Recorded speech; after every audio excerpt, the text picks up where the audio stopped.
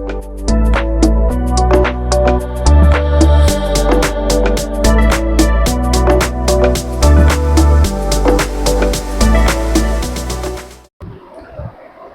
guys, welcome to LTX classes UPSC.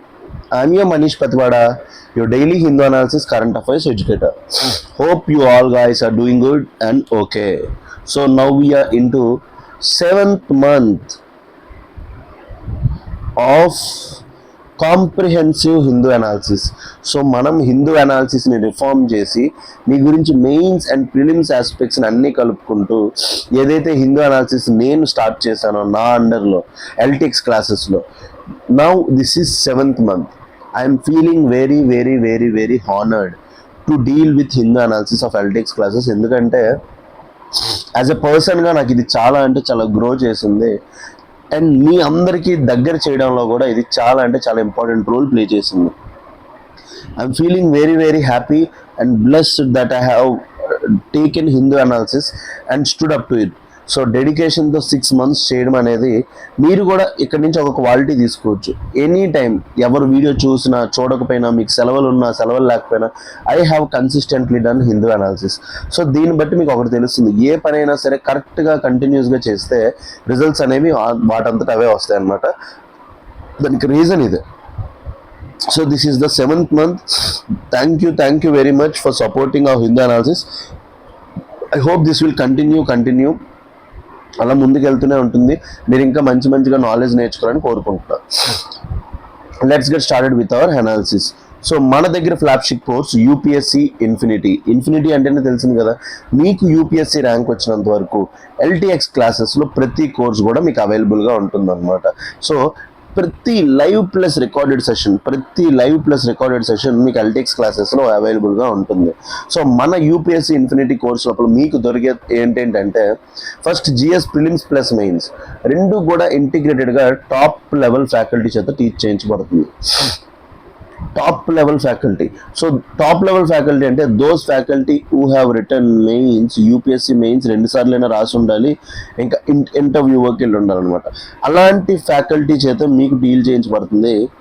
ఎందుకు interview వరకు వెళ్ళిన ఫ్యాకల్టీ, మెయిన్స్ వరకు వెళ్ళిన ఫ్యాకల్టీ అని నేను చెప్తున్నానంటే, వాళ్ళైతేనే మీకు కరెక్ట్గా యూపీఎస్సీకి తగ్గట్టు కంటెంట్ ఇస్తారు. ఏ టాపిక్లో నుంచి ఏది ప్రిలిమ్స్కి ఇంపార్టెంట్, ఏది మెయిన్స్కి ఇంపార్టెంట్ అనేది మీకు డిస్టింగ్విష్ చేసుకోవడం కష్టం. బట్ యూపీఎస్సీ మీద పట్టున్న ఎక్స్పీరియన్స్ ఉన్న ఫ్యాకల్టీ మీకు చాలా అంటే చాలా ఈజీగా హెల్ప్ చేస్తారనమాట. Next NCERT foundation. Toppers videos మీరు చూస్తూనే ఉంటారు. ఎన్సీఆర్టీస్. సార్ ఎట్లా మీరు ప్రిపరేషన్ స్టార్ట్ చేశారు, మేడం మీరు ఎట్లా ప్రిపరేషన్ స్టార్ట్ చేశారంటే ప్రతి ఒక్కరు చెప్పేది ఒకటే, ఎన్సీఆర్టీస్. సో ఎల్టీఎక్స్ క్లాసెస్ కూడా ఎన్సీఆర్టీస్ మీరు డైరెక్ట్గా చదివితే మీకు అర్థం కాదు కాబట్టి మనం ఫ్యాకల్టీ చేత ఎక్స్ప్లెయిన్ చేయించాం. ఎన్సీఆర్టీస్ని మనం ఫ్యాకల్టీ చేత ఎక్స్ప్లెయిన్ చేయించాం అనమాట. సో ఫ్యాకల్టీ ఎన్సీఆర్టీ లైన్ ప్రతి ఎన్సీఆర్టీని ఎక్స్ప్లెయిన్ చేశారు. సో దీనివల్ల బెనిఫిట్ ఏంటంటే మీరు ఎన్సీఆర్టీస్ అన్ని ప్రిపరేషన్ అయిపోయిన తర్వాత మన క్లాసెస్కి వచ్చినప్పటికీ మొత్తం మీకు బేసిక్స్ అన్ని కవర్ అయిపోయి ఉంటాయి. అప్పుడు మీరు అడ్వాన్స్ లెవెల్లో మిమ్మల్ని తీసుకెళ్ళడానికి మాకు ఈజీ అవుతుంది అనమాట. Third, current affairs. So current affairs will play a crucial role in a UPSC journey. ఎందుకు నిన్నే చూసారు, యుఎస్ వెళ్ళి ఇరాన్ మీద అటాక్ చేసింది, ఇజ్రాయెల్ వెళ్ళి ఇరాన్ మీద అటాక్ చేసింది. So world is changing in a dynamic way. World చాలా అంటే చాలా డైనమిక్ వేలో చేంజ్ అవుతుంది కాబట్టి current affairs will play a very key role. Either it may be prelims, mains, interview. 3 స్టేజెస్లో ఏ స్టేజ్ అని అవనియండి, కరెంట్ అఫైర్స్ కంటూ దానికంటూ ఓన్ రోల్ ఉంది. So current affairs playing a very important role కాబట్టి కరెంట్ అఫైర్స్ని మనం నెగ్లెక్ట్ చేయకూడదు. So current affairs Hindu analysis ఏదైతే ప్రెస్టీజియస్ హిందూ అనాలిసిస్ ఉందో అది నేను డీల్ చేస్తున్నాను. ఇంకా నైట్ PT365 కరెంట్ అఫైర్స్ యాప్లో ఉంటుందన్నమాట. ఇయర్ రౌండ్ కరెంట్ అఫైర్స్ అన్ని సబ్జెక్ట్స్ డీల్ చేస్తున్నాం. సో ప్రెసెంట్ పాలిటీ అవుతుంది, నెక్స్ట్ ఎకానమీతో స్టార్ట్ చేస్తున్నాను. సో చూసుకోండి, మీతో పాటు ఎవరైతే కో ఆస్పిరెంట్స్ ఉన్నారో వాళ్ళందరూ గెయిన్ అయిపోతున్నారు. సో మీరు ఎప్పుడైతే ఈ కరెంట్ అఫైర్స్ ఎన్నింటి లోపల కూడా అప్డేటెడ్గా ఉంటారో అప్పుడే ప్రిలిమ్స్ అవ్వడానికి, మెయిన్స్ అవ్వడానికి ఛాన్సెస్ ఎక్కువగా ఉంటాయి. కరెంట్ అఫైర్స్లో ఎప్పుడైతే మీరు ల్యాకింగ్ అయిపోతారో అప్పుడు ఎగ్జామ్ కూడా మనకు దూరంగా వెళ్ళిపోతుంది. Next last test series. మనం ఎంత చదివినా ఏం చేసినా test series plays a crucial role. Prelims test series mains answer writing. Prelims test series మన దగ్గర ఉన్న బెనిఫిట్ ఏంటంటే video explanation. Faculty will explain the video. Test సిరీస్ని ఫ్యాకల్టీ అనే వాళ్ళు ఎక్స్ప్లెయిన్ చేస్తారు. యూపీఎస్సి మోడల్లో క్వశ్చన్స్ని రెడీ చేయిస్తున్నాం. టాప్ లెవెల్ ఎవరైతే కంటెంట్ క్రియేటర్స్ ఉంటారో వాళ్ళతో క్వశ్చన్స్ రెడీ చేయించి ఫ్యాకల్టీ మీకు వీడియో ఎక్స్ప్లెనేషన్ చేస్తారు టెస్ట్ సిరీస్. దీనివల్ల 2 బెనిఫిట్స్ ఉంటాయి. ఒకటి, మంచి మంచి క్వశ్చన్స్ సాల్వ్ చేస్తారు యూపీఎస్సీ మోడల్లో. సెకండ్, ఎవరైతే ఫ్యాకల్టీ ఉన్నారో వాళ్ళు ఎక్స్ప్లెయిన్ చేయడం వల్ల మీకు ఆ ఏరియా ఇన్ అండ్ అరౌండ్ ఉన్న కాన్సెప్ట్స్ కూడా క్లియర్ అయిపోతాయి. And last, mains answer writing. Answer writing plays very crucial role. మీకు ర్యాంక్ రావాలంటే మెయిన్స్ ఆన్సర్ రైటింగ్ అనేది ఒక మోస్ట్ ఇంపార్టెంట్ రోల్ ప్లే చేస్తుంది. మన దగ్గర మెయిన్స్ 365 ప్రోగ్రామ్ రన్ అవుతుంది. ఈ మెయిన్స్ 365 ప్రోగ్రామ్ యొక్క ప్రత్యేకత ఏంటంటే ఎవ్రీడే ఒక క్వశ్చన్ ఇచ్చి మీకు ఎలా రాయాలో చెప్పి మీరు రాసిన తర్వాత మీ యొక్క ఆన్సర్ని అనలైజ్ చేసి ఎక్కడ మిస్టేక్స్ చేస్తున్నారో చేసి మీకు ఒక మోడల్ ఆన్సర్ ఇచ్చే ప్రోగ్రామ్. దీన్ని చక్రవర్తి సార్ డీల్ చేస్తున్నారు. సో చక్రవర్తి సార్ అనేవాళ్ళు 2 సార్లు యూపీఎస్సీ మెయిన్స్, 2 సార్లు గ్రూప్ 1 మెయిన్స్ రాశారు. ఇంత మంచి మంచి ఫ్యాకల్టీ మీకు ఇప్పుడు ఉండడం అనేది మీ యొక్క అదృష్టం అని చెప్పొచ్చు. ఎందుకంటే 7-8 years వాళ్ళ ఫీల్డ్లో ఉన్నారు. దే నో ఎవ్రీథింగ్, ఏం జరుగుతుంది ఏం జరగట్లేదు అన్నీ కూడా వాటి మీద వాళ్ళకి ఒక ఐడియా ఉంటుంది. సో ఫీజ్ అనేది వెరీ వెరీ మినిమల్. మన దగ్గర 80,000కే వస్తుంది. That too with EMI option.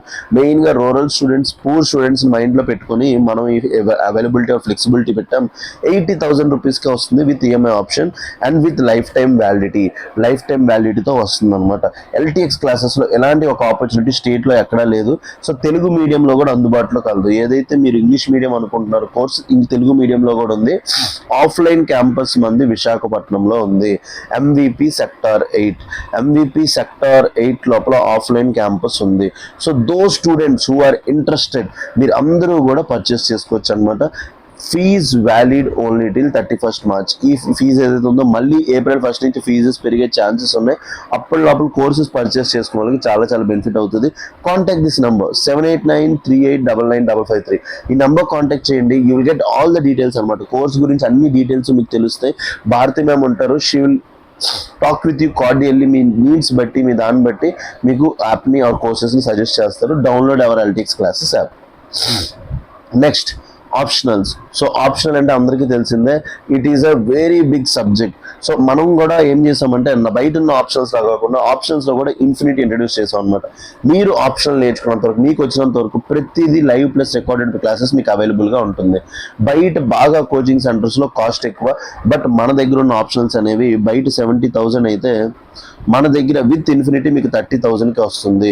ఎలాంటి ఒక ఆపర్చునిటీ అక్కడ వెరీ లిమిటెడ్ ఇన్స్టిట్యూషన్స్లో ఉంటుంది. మీరు కావాలంటే డెమో క్లాసెస్ వినండి. డెమో యాక్సెస్ తీసుకొని క్లాసెస్ వినిన తర్వాతే పర్చేస్ చేసుకోండి. నేనైతే ఒకటి సజెస్ట్ చేస్తాను, ఫస్ట్ లిజన్ డెమో వినిన తర్వాతే మీకు నచ్చిన దాని ప్రకారం తీసుకోండి. సో మన దగ్గర ఉన్న optionals PSIR, PubAd, sociology, anthropology, Telugu literature. మన దగ్గర ఉన్న ఆప్షన్స్ ఈ 5 ఆప్షన్స్ మన దగ్గర ఉన్నాయి. బయట ఉన్న ఆప్షన్స్తో పోలిస్తే మన ఆప్షన్స్ అనేవి ఆఫ్ కాస్ట్కి వస్తాయి. అండ్ బయట ఉన్న ఆప్షన్స్ ఏవైతే ఉన్నాయో మీకు ఓన్లీ 1 time వాచ్ ఇస్తారు, బట్ మన దగ్గర లైఫ్ టైం వ్యాలిడిటీ వస్తుంది. And that too with EMI option. అది కూడా మీకు ఈఎంఐ ఆప్షన్ 50,000కి వస్తుంది అనమాట. సో 5,000కి ఎలాంటి ఒక ఛాన్స్ అనేది ఎక్కడ ఉండదు. Fees valid only till 31st March. So contact this number 7893899553. ఈ నెంబర్ కాంటాక్ట్ చేయండి. భారతి మ్యామ్ ఉంటారు, మీకు మొత్తం మీ డౌట్స్ అన్ని క్లియర్ చేస్తారు. And download our LTX classes. Next, APPSC group 1 infinity. So మీ అందరికీ తెలిసిందే, మొన్నే గ్రూప్ 2, గ్రూప్ 1 ఏవైతే మన స్టేట్లో ఉన్నాయో నోటిఫికేషన్స్ అయిపోయి ఉగాదికి జాబ్ క్యాలెండర్ రాబోతుంది. సో ఉగాదికి జాబ్ క్యాలెండర్ రాబోతుంది కాబట్టి మనం క్యాలెండర్ వచ్చిన తర్వాత చదివితే మనం మన తోటి ఆస్పిరెంట్స్తో పోలిస్తే వెనకబడిపోతాం అనమాట. సో అందుకోసం మీరు ఏం చేయాలంటే ఏపీపీఎస్సీ గ్రూప్ 1 ఇన్ఫినిటీ ఏదైతే ఉందో కోర్స్ మీ గురించి లాంచ్ చేసాం.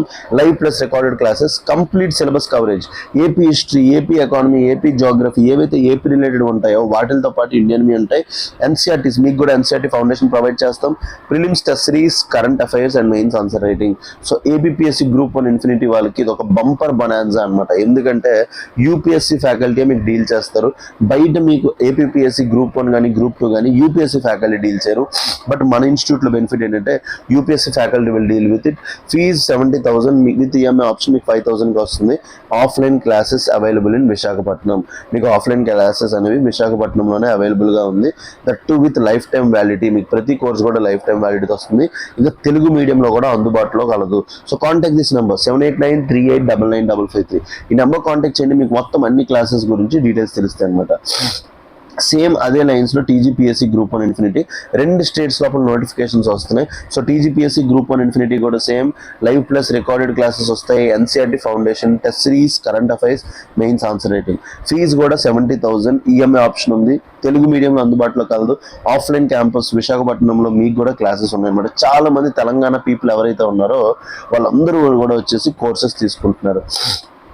with this and last group 2 test series. So group 2 test series long term test series మనం లాంచ్ చేసాం. ఇది ఒక యూనిక్ ఇనిషియేటివ్. 1 year కి 5,000 rupees test series. Same group 2 pattern లోపల టెస్ట్ సిరీస్ అనేది పెడుతున్నాం. 1 week ప్రిలిమ్స్ అయితే నెక్స్ట్ వీక్ జిఎస్ పేపర్ 1 అవుతుంది, mains paper 1, next week mains paper 2. అలా సిలబస్ ఏదైతే క్వశ్చన్స్ ఉంటాయో ఫ్యాకల్టీ ఎక్స్ప్లెయిన్ చేయడం వల్ల మీకు చాలా అంటే చాలా బెనిఫిట్ అవుతుంది అనమాట.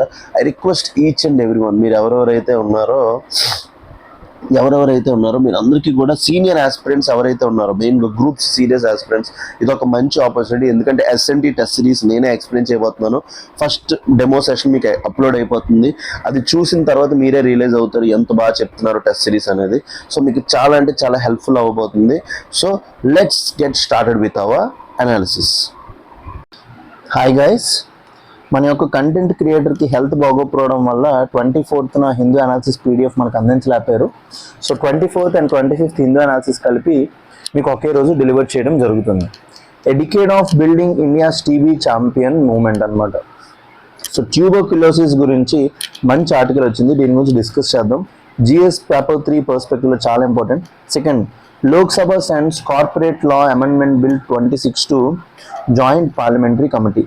సో ఏంటి corporate law amendment bill joint parliamentary committee అంటే ఏంటో డిస్కస్ చేద్దాం. Why transport must sit at the centre of India's air quality strategy.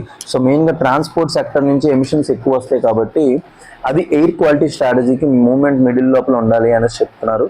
And last 4th article, centre moves delimitation based on 2011 census to implement women's quota. So women's quota మనం ఏదైతే 106 constitution amendment ద్వారా నారీ శక్తి వందన్ అధిన్యాన్ అని చెప్పుకున్నామో 1/3 of women reservation ఇస్తుంది కదా, దానికి 2011 census తీసుకుంటానని చెప్తున్నారు అనమాట. సో దీనివల్ల సదరన్ స్టేట్స్ లాస్ అయ్యే ఛాన్సెస్ ఎక్కువ ఉన్నాయి, డిబేట్స్ వచ్చే ఛాన్సెస్ ఉంది. సో ఈ 4 ఆర్టికల్స్ మనం డిస్కస్ చేయబోతున్నాం కాంప్రిహెన్సివ్గా. I request you all to like, share, subscribe and comment to LTX classes UPSC so that it reaches poor and rural స్టూడెంట్స్కి హెల్ప్ వెళ్ళడానికి ఇది చాలా అంటే చాలా హెల్ప్ అవుతుంది అనమాట. Let's dive into the article. A decade of building India's TB champion movement. So decade of building India's TB champion movement. ఏంటిది? The article highlights the evolution of India's TB champion movement over the last decade. So TB, tuberculosis ఏదైతే ఉందో మెయిన్గా bacteria వల్ల వస్తుంది disease. మెయిన్గా దేని వల్ల వస్తుంది? బ్యాక్టీరియా వల్ల వస్తుంది అనమాట. వచ్చిన తర్వాత మన లంగ్స్ ఏదైతే ఉంటుందో వాటిని ఎఫెక్ట్ చేస్తుంది అనమాట. సో ఇండియాని TB capital of the world అని కూడా ఉంటుండ్రు. సో అందుకోసం ట్యూబర్క్యులోసిస్ని వరల్డ్ హెల్త్ ఆర్గనైజేషన్ 2030కి ఎలిమినేట్ చేద్దాం అనుకుంటే ఇండియా ఒక great initiative or ambitious initiative తీసుకొని 2025కి ఎలిమినేట్ చేద్దాం అనుకుంది, చేయలేకపోయింది. బట్ ఆ అంబిషన్కి తగ్గట్టు చాలా ఇనిషియేటివ్స్ లాంచ్ చేసింది. సో దానికి సంబంధించి ఈ ఆర్టికల్ డిస్కస్ చేస్తుంది అనమాట. The article highlights the evolution of India's TB champion movement over the last decade where TB survivors are actively engaged in awareness, treatment, support and stigma reduction. మెయిన్గా వాళ్ళకి awareness కల్పించడంలో, వాళ్ళకి treatment అందించడంలో, ఇంకా stigma society లోపల TB వచ్చిందంటే ఒక stigma ఉంటుంది కదా. మన ఇండియా లోపల ఏ డిసీజ్ వచ్చిందన్నా స్టిగ్మా ఫస్ట్ ముసుగులేసేసుకోవడం, దూరంగా వెళ్ళిపోవడం అన్నీ చేస్తూ ఉంటారు. Part of India's TB elimination efforts under national TB elimination programme. So detail analysis లోపలికి వెళ్తే background, TB burden and societal challenges. So TB burden and societal challenges గురించి చూసుకుంటే India diagnosis over 25 lakh TB cases annually. India లోపల ప్రతి సంవత్సరం ఎంతమందికి TB వస్తుందంట? 25 lakh members. అంటే చిన్న విషయం కాదు. Making it one of the highest burden countries. So ప్రపంచం మొత్తంలో one of the highest burden countries who are suffering from TB అంటే ఇండియా వస్తుందన్నమాట. TB is not just, 1 second guys, hello, ఒక్క 20 minutes చేస్తా. TB is not just a medical issue but a social disease. So టీబీ అనేది only ఒక bacteria వల్ల cause అయ్యే డిసీజే కాదు, సోషల్ డిసీజ్ అని కూడా అంటున్నారు. ఎందుకు అంటున్నారు? Deep rooted stigma and discrimination. ఎవరైనా దగ్గర అనుకోండి టీబీ ఉందని తెలిస్తే జనాలు వాళ్ళకి దూరంగా వెళ్తారనమాట. సో డీప్ రూటెడ్ స్టిగ్మా, ఎందుకంటే అది ఎక్కడొచ్చి మనకంటేస్తుంది అని ఒక భయం. సోషల్ ఎక్స్క్లూజన్ ఎఫెక్టింగ్ మెయిన్గా ఉమెన్ని, చిల్డ్రన్ని, transgender communities, elderly and poor. So ఇది ఇప్పటికే ఒక స్టిగ్మా అండ్ డిస్క్రిమినేషన్ ఉంటుంది. ఒకవేళ ఉమెన్కి వచ్చినా, పిల్లలకి వచ్చినా, ట్రాన్స్జెండర్స్కి వచ్చినా వాళ్ళు ఇంకా ఎక్కువ దూరం పెడతారు అనమాట. దీనివల్ల ఏమవుతుంది? ఒక డిసీజ్ వచ్చినప్పుడు ఒకరిని పక్కకు తోస్తామనుకోండి, patients of and face loneliness. So patients ఎక్కువ లోన్లీనెస్ ఫీల్ అవుతారు. Delayed diagnosis. So delayed diagnosis అవ్వడం వల్ల టైం అయిపోతుంది అండ్ ట్రీట్మెంట్ డిస్కంటిన్యూషన్. సో దీని వాళ్ళు లోన్లీనెస్ ఫీల్ అయ్యి వాళ్ళు భయపడతారు అనమాట. నిజంగా టీబీ వస్తే, నాకు నిజంగా టీబీ ఉందని తెలిస్తే జనాలు ఏమనుకుంటారని డయాగ్నోసిస్కి వెళ్ళరు. దగ్గు వచ్చినా దగ్గుతున్నా అలా దగ్గుకుంటూ ఉంటారు. ఇంకా ట్రీట్మెంట్ కూడా కరెక్ట్గా కంటిన్యూ చేయరు. This purely biomedical approaches were insufficient. So అందుకోసం టీబీ గురించి మనం ఏం చేసాం? Shift from biomedical to community centric approach. So మనం ఓన్లీ మందులు ఇవ్వడమే కాదు, లైక్ మెడిసిన్స్ ఇవ్వడమే కాదు, కమ్యూనిటీ సెంట్రిక్ అప్రోచ్ చూసుకున్నాం అనమాట. Earlier TB response focused only on diagnosis and clinical treatment. ముందేంటి? ఫస్ట్ ఆ డిసీజ్ ఎవరికి వచ్చిందో కనుక్కోవడం, వాళ్ళకి దానికి తగ్గ క్లినికల్ ట్రీట్మెంట్ ఇవ్వడం. క్రిటిసిజం ఏంటి? Ignored lived experiences of patients. మెయిన్గా పేషెంట్స్ యొక్క ఎక్స్పీరియన్సెస్ని పక్కన పెట్టారు అనమాట. సో ట్రాన్స్ఫర్మేషన్ 2016 నుంచి 2016 నుంచి ఏం చేసాం? Recognition of TB survivors as community leaders, peer supporters. So మెయిన్గా టీబీ సర్వైవర్స్ ఎవరైతే టీబీ వచ్చి తగ్గిందో వాళ్ళందరినీ ఎట్లా చూసాం? Community leaders. అంటే వాళ్ళు నెక్స్ట్ ఎవరికైనా టీబీ వస్తే వాళ్ళకి హెల్ప్ చేయడానికి. పీర్ సపోర్టర్స్ అంటే ఎవరైనా టీబీతో బాధపడితే వాళ్ళకి ఒక సపోర్ట్ ఇవ్వడానికి వాళ్ళని చూసాం అనమాట. సో దాన్ని ఏమంటాం అంటే emergence of TB champion model. So దాన్ని ఏమంటాం? Emergence of TB champion model. So మెయిన్గా ఎవరైతే టీబీ నుంచి తప్పించుకున్నారో, లేకపోతే ఎవరికైతే టీబీ వచ్చి తగ్గిపోయిందో వాళ్ళందరినీ ఏం చెప్పాం? టీబీ ఛాంపియన్స్ అన్నాం అనమాట. సర్వైవర్స్కి ఏమి ఇచ్చాం? అవేర్నెస్ స్ప్రెడ్ చేయడానికి వాళ్ళకు ఒక ట్రైనింగ్ ఇచ్చాం. Support patients emotionally. ఎవరికైనా నిజంగా టీబీ వస్తే వీళ్ళకి వచ్చి తగ్గింది కాబట్టి, వీళ్ళు చెప్పిన మాటలు వింటారు కాబట్టి ఎమోషనల్లీ సపోర్ట్ చేయడానికి. అడ్వకేట్ ఫర్ కేర్ చేయడానికి కూడా తీసుకొచ్చాం అనమాట. సో దీంట్లో లోపల national TB elimination programme. Role of national TB elimination programme ఏంటి? Free diagnosis and treatment. So government ఫ్రీగా డయాగ్నోసిస్ చేసి ట్రీట్మెంట్ ఇస్తుంది. Improved case detection. దీనివల్ల ఏమైంది? కేసులు ఎక్కువగా డిటెక్ట్ అయ్యాయి. ఎంతమందికి నిజంగా టీబీ ఉందో తెలిసింది. Better treatment outcomes. దీనివల్ల అందరూ కోర్సులు కంటిన్యూ చేయడం వల్ల ట్రీట్మెంట్ అవుట్కమ్స్ కూడా వచ్చాయి. రీసెంట్ ఇన్నోవేషన్స్ ఏంటి? AI enabled screening. So TB డిసీజెస్ని ఇంకా బాగా డయాగ్నోస్ చేయడానికి ఏఐ ఎనేబుల్డ్ స్క్రీనింగ్ తీసుకొచ్చాం. Active case finding. సో ఎక్కడ పడితే అక్కడ పాపులేషన్స్ లోపల ఎక్కువగా పూరర్ పీపుల్కి ఎక్కువగా యాక్టివ్ కేస్ ఫైండింగ్ చేసాం. Third, shorter less toxic treatment regimes. So టీబీకి మెయిన్ ప్రాబ్లం ఏంటంటే 6 months ట్యాబ్లెట్స్ వాడాలన్నమాట. సో 6 months ట్యాబ్లెట్స్ వాడాలంటే పేషెంట్స్ వాటిని మర్చిపోయే ఛాన్సెస్ అనేవి ఎక్కువ ఉంటాయి. పేషెంట్స్ అనేవి దాన్ని మర్చిపోయే ఛాన్సెస్ ఉంటుంది. అందుకోసమే shorter less toxic treatment regimes. So treatment regime ఏదైతే ఉంటుందో తక్కువ టాక్సిక్ ఉండేటట్టు చూసాం. Nutritional support. సో ఈ టీబీ వచ్చినప్పుడు వాళ్ళకి బ్యాక్టీరియాని కిల్ చేయాలంటే న్యూట్రిషన్ కావాలి కాబట్టి nutritional support and differential care models. So అన్నిటి మీద కూడా ఫోకస్ చేసాం అనమాట. AI enabled screening, active case finding, shorter less toxic treatment regimens, nutritional support అందజేయడం, డిఫరెన్షియల్ కేర్ మోడల్స్ చేయడం చేసాం అనమాట. However, community participation remains essential with TB champions fulfilled. So but main importance ఏంటి? కమ్యూనిటీ పార్టిసిపేషన్ అనేది చాలా important అనమాట. So TB champions ఎవరైతే survivors ఉన్నారో bridging system and society. So ఈ సొసైటీ ఎవరైతే టీబీ వచ్చిన వాళ్ళని దూరంగా పెడతాదో వాళ్ళని ఇంకా టీబీ వచ్చిన వాళ్ళని దగ్గర చేయడం లోపల ఎవరి యొక్క రోల్ ఎక్కువ ఉంది? టీబీ ఛాంపియన్స్ యొక్క రోల్ అనేది ఎక్కువ ఉందన్నమాట.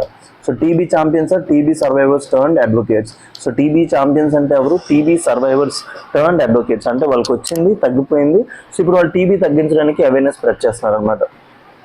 కీ కంట్రిబ్యూషన్స్ ఏంటి? లాస్ట్ మైల్ కనెక్టివిటీ, మెయిన్గా ఎవరైతే ట్రైబల్ ఏరియాస్ ఉంటారో అక్కడికి కూడా వెళ్ళేటట్టు రీచ్డ్ అండర్ సర్వ్డ్ కమ్యూనిటీస్ అనమాట. సో లాస్ట్ మైల్ కనెక్టివిటీ వరకు వెళ్ళాం. Next awareness generation. సెకండ్ ఏంటి? Awareness generation. Symptoms treatment availability. నిజంగా టీబీ వచ్చిన వాళ్ళకి ట్రీట్మెంట్ ఎలా ఉంటుంది? నార్మల్గా 2 రోజులు 3 రోజులు దగ్గు వస్తే నార్మల్ కఫ్ అన్నారు. ఒక మనిషి కంటిన్యూస్గా 1 మంత్ పాటు దగ్గుతూ రక్తం కూడా వస్తుంది, బ్లడ్ కూడా వస్తుంది అనుకోండి, అలాంటి వాటికి TB one of the reason అవ్వచ్చు. Symptoms treatment availability. Myth busting అంటే టీబీ వచ్చిన వాళ్ళు చనిపోతారు అనేది ఏమీ లేదు. TB is curable and treatable. అంటే చాలా మంది ఏమనుకుంటారంటే కొన్ని డిసీజెస్ వస్తే ఇంకా మా పని అయిపోయినట్టే, మేము అంతా అయిపోయినట్టే అనుకుంటారు. ఈవెన్ హెచ్ఐవి వచ్చినా సరే అది ఎయిడ్స్ కింద మారక ముందు మనం ఆపొచ్చు అనమాట. So TB is curable and treatable అని చెప్పడానికి. Peer counselling. సో టీబీ వచ్చిన వాళ్ళు ఎమోషనల్లీ లో అవ్వకుండా ఎమోషనల్ అండ్ సైకలాజికల్ సపోర్ట్ ఇవ్వడానికి peer counselling and improve treatment adherence. Their lived experience makes the credible communicators అనమాట. సో వీళ్ళు ఇప్పటికే ట్రీట్మెంట్ పొంది తగ్గించుకున్నారు కాబట్టి వాళ్ళు కూడా వీళ్ళని ఫాలో అవుతారు.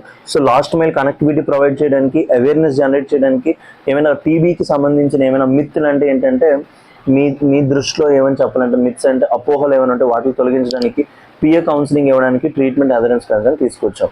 So social impact. Fighting stigma.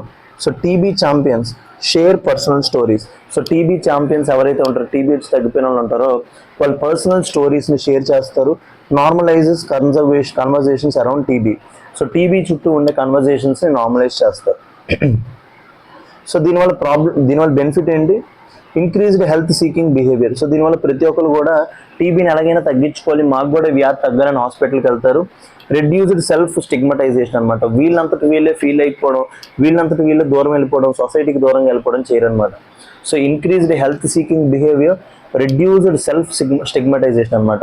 Stigma అంటే ఏంటి? సొసైటీలో ఉండే ఒక ట్యాబు లాంటిది, లేకపోతే ఏదో ఒకటి అనుకోవడం లాంటిది. అలాంటిది మనమే అనుకుంటే సెల్ఫ్ స్టిగ్మటైజేషన్ అంటాం అనమాట. సో అట్లా చేయకుండా గ్రేటర్ కమ్యూనిటీ ట్రస్ట్ అనమాట. కమ్యూనిటీ మీద ట్రస్ట్ పెంచడం. Seen as a anti stigma strategy. So దీన్ని ఒక పవర్ఫుల్ యాంటీ స్టిగ్మా స్ట్రాటజీ కింద చూస్తాం. So survivor to champion model. So formal training. So ఈ సర్వైవర్ నుంచి ఛాంపియన్ అవ్వడానికి అతను మనం ఏమిస్తాం? Formal training under national TB elimination programme. So survivor to champion curriculum. So దీని గురించి ఏం చేసాం మనం? సర్వైవర్ టు ఛాంపియన్ కరికులం చేసాం. ఫోకస్ ఏరియా ఏంటి? Counselling skills. సో మెయిన్గా వాళ్ళకి కౌన్సిలింగ్ ఇవ్వడం, ఎలాగ అవతల వాళ్ళకి హెల్ప్ చేయాలనేది. ట్రీట్మెంట్ లిటరసీ, ఏమేమి మందులు వేసుకోవాలి, లేకపోతే ఎట్లా డయాగ్నోసిస్ చేయాలి అని చెప్పడానికి. ఇంకా కమ్యూనిటీ ఎంగేజ్మెంట్ చేయడానికి హెల్ప్ చేసాం అనమాట. So converts patients into agents of change. So ఇట్లాంటి వాటిని మీరు ఐఏఎస్ ఆఫీసర్ కింద ఇంకా బాగా గుర్తించాలన్నమాట. సో దీనివల్ల ఏమవుతుంది? ఒక పేషెంట్ని ఏజెంట్స్ ఆఫ్ చేంజ్ కింద మారుస్తాం అనమాట. నెక్స్ట్ థింగ్ ఏంటి? Building networks and collective strength. So TB champions now form survivor led networks. వీళ్ళకంటూ వాట్సాప్ గ్రూప్లు వస్తాయి, స్టేట్ లెవెల్ కలెక్టివ్స్ అనమాట. స్టేట్ లెవెల్లో ఆర్గనైజేషన్స్ క్రియేట్ అవుతాయి. సో దీనివల్ల బెనిఫిట్స్ ఏంటి? Stronger advocacy. స్టేట్ అంతా వీళ్ళందరూ యాక్టివ్ అయ్యేసి అడ్వకేసీ చేస్తారు. మ్యూచువల్ సపోర్ట్ సిస్టమ్, ఒకరికొకరు సపోర్ట్ చేసుకుంటారు. And platform for voicing concerns. ఇది ఒక broader movement. So Chiranjeevi Stalin movie చూస్తే నువ్వు ముగ్గురికి హెల్ప్ చేయి, ఇంకొక ముగ్గురికి హెల్ప్ చేస్తారు, ఇట్లాంటి ఒక చైన్ రియాక్షన్ క్రియేట్ అవుతుంది అనమాట. So challenges in the movement ఏంటి? ఎంత మంచి మూమెంట్ అయినా దానికి కొన్ని ఛాలెంజెస్ ఉంటాయి. Sustainability issues. So dependence on external funding. So ఇవన్నీ చేయాలంటే గవర్నమెంట్ దగ్గర ఏముండాలి? డబ్బులు కావాలన్నమాట. Lack of institutional integration. So అన్ని ట్రైనింగ్ ఇవ్వడానికి ఇన్స్టిట్యూషన్స్ ఇంటిగ్రేషన్ లేవు. Need for scaling up across all regions. So ఇది ఒక రీజియన్ లోపల చేస్తే ఇట్ అవుతుంది, కానీ ఇండియా అంతా చేయాలంటే డబ్బులు కావాలి. Next socio economic vulnerabilities of survivors. Even after cure many face economic hardships. ఎందుకంటే వాళ్ళు జాబ్ పోయి ఉంటుంది, ఇవన్నీ ఉంటాయి కాబట్టి ఇంకా వాళ్ళు ఎకనామిక్ హార్డ్షిప్స్ ఫేస్ చేస్తూ ఉంటారు. But significance of the movement ఏంటి? Enhances effectiveness of public health programmes. So public health programmes యొక్క ఎఫెక్టివ్నెస్ పెంచుతుంది. Bridges trust deficit between system and citizens. So సిస్టమ్కి సిటిజన్స్కి మధ్య ట్రస్ట్ డెఫిసిట్ని తగ్గిస్తుంది. ఏం చేస్తుంది, ఏం ప్రమోట్ చేస్తుంది అంటే participatory governance in health. So community engagement ద్వారా పార్టిసిపేటరీ గవర్నెన్స్ ఇన్ హెల్త్ చేస్తుంది. ఇంకా కమ్యూనిటీ ఓనర్షిప్ని ప్రమోట్ చేస్తుంది అనమాట. Supports India's goal of TB elimination by 2025. So చెప్పే కదా వరల్డ్ హెల్త్ ఆర్గనైజేషన్ టార్గెట్ ఎంత 2030, మన ఇండియా యొక్క టార్గెట్ ఎంత 2025. సో ముందే చెప్పేసాం, దాన్ని ఇక్కడ మనం మాట్లాడాలి. వే ఫార్వర్డ్ ఏంటి, పాలసీ అండ్ ఇన్స్టిట్యూషనల్స్ మెజర్స్ ఉండాలన్నమాట. మెయిన్గా ఏంటి, ఇంటిగ్రేట్ టీబీ ఛాంపియన్స్ ఫార్మర్లు into public health workforce. So వాళ్ళని టీబీ ఛాంపియన్స్ని పబ్లిక్ హెల్త్ వర్క్ ఫోర్స్లోకి ఇంటిగ్రేట్ చేసుకోండి. Provide financial incentives and livelihood support. So వాళ్ళకంటూ ఫినాన్షియల్ ఇన్సెంటివ్స్ ప్రొవైడ్ చేయనప్పుడే వాళ్ళు వచ్చి హెల్ప్ చేయడానికి ఇష్టపడతారు. Strengthening networks. So promote self sustaining survivors collectives అనమాట. సో వాటిలంతటి వాటిలో సెల్ఫ్ సస్టైన్ అయ్యేటట్టు కలెక్టివ్స్ ఫామ్ అయ్యేటట్టు హెల్ప్ చేయడం, లైక్ ఎన్జిఓస్ లాగా. లింక్ విత్ ఎస్హెచ్జీస్, ఎన్డిఓస్ అండ్ పంచాయత్స్ అనమాట. వీటిని సెల్ఫ్ హెల్ప్ గ్రూప్స్తోని, నాన్ గవర్నమెంటల్ ఆర్గనైజేషన్స్తో లింక్ చేయండి. హోలిస్టిక్ సపోర్ట్ ఏంటి, టీబీ పేషెంట్స్కి ఫస్ట్ ఏం కావాలి, మెడికల్ సపోర్ట్ కావాలి. మెడికల్ సపోర్ట్ ఎలాగో గవర్నమెంట్ ఇస్తుంది, న్యూట్రిషనల్ సపోర్ట్ కూడా ఇస్తుంది అనమాట. సో దాని గురించి ఒక ఇనిషియేటివ్ కూడా లాంచ్ చేసింది, నెక్స్ట్ ముక్త్ భారత్ అభియాన్ కూడా లాంచ్ చేసింది. And last mental health services. ఈ మెంటల్ హెల్త్ సర్వీసెస్ కూడా ఎవరు ప్రొవైడ్ చేస్తారు, ఈ టీబీ సర్వీసెస్ ప్రొవైడ్ చేస్తారు అనమాట. అవేర్నెస్ అండ్ బిహేవియరల్ చేంజ్ ఏంటి, scale up community campaigns led by survivors. So మెయిన్గా కమ్యూనిటీ క్యాంపెయిన్స్ని ఇంక్రీజ్ చేయండి. సో చాలా అంటే మంచి క్వశ్చన్, జిఎస్ పేపర్ 3 వచ్చే possible area. So the TB champion movement reflects a paradigm shift from a top-down biological model to participatory community-driven approach అన్నమాట. By transforming survivors into leaders, India is not only addressing the clinical aspect of TB but also tackling its social determinants. So ఏంటంటే stigma, exclusion and lack of అవేర్నెస్ని చూస్తుంది అనమాట. So to reach the ambitious goal of TB free India. So ఇట్లాంటి questions వచ్చినప్పుడు మీరు ఒక excellent answer రాయాలంటే ఇది చాలా అంటే చాలా హెల్ప్ అవుతుంది. So UPSC mains question, biomedical interventions alone are insufficient to eliminate tuberculosis in India. So the statement కరెక్టే, ఈ స్టేట్మెంట్ కరెక్ట్గా చేసుకొని క్వశ్చన్ ఏమి ఇచ్చాడు, examine the role of community driven initiatives like TB champion movement in achieving TB elimination. So TB champion movement యొక్క importance గురించి రాయండి అనమాట. సో చాలా అంటే మంచి క్వశ్చన్, ఎలాంటి క్వశ్చన్స్ రాసినప్పుడు మీలో ఉన్న డెప్త్ అనేది బయటకు వస్తుంది అనమాట.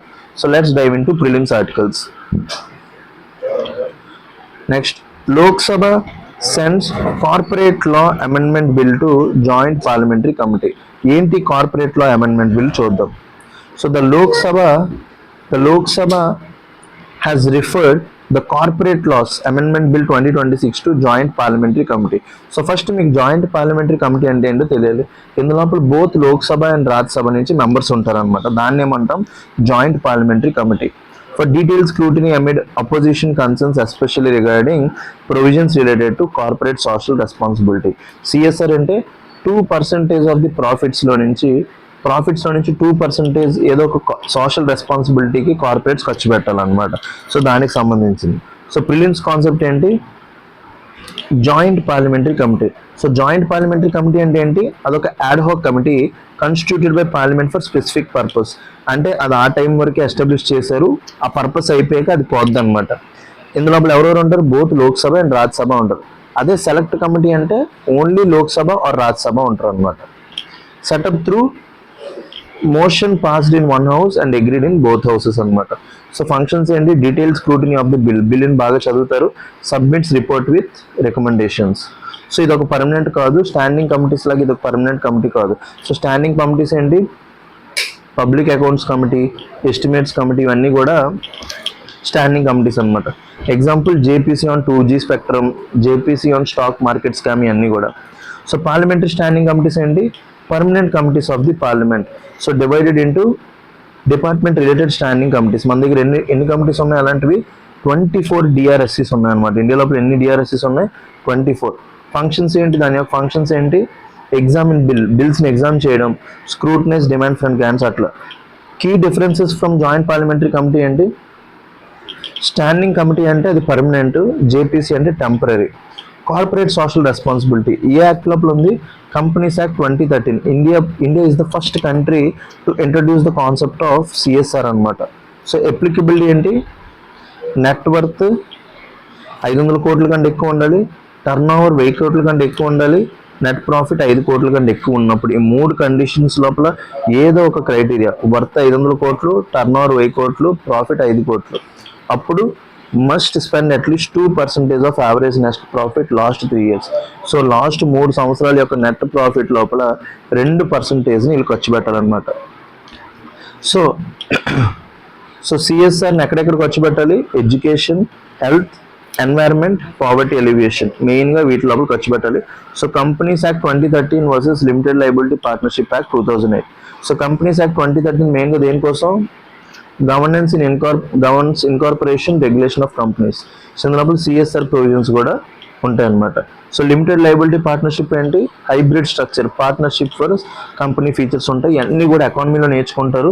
మీకు ఎవరికైనా ఏమీ తెలియకపోతే PD365 ఎకానమీ నేనే చెప్పాను, మొత్తం PD365 నేనే చెప్తున్నాను, మీకు చాలా యూజ్ అవుతుంది. Partnerships have limited liability.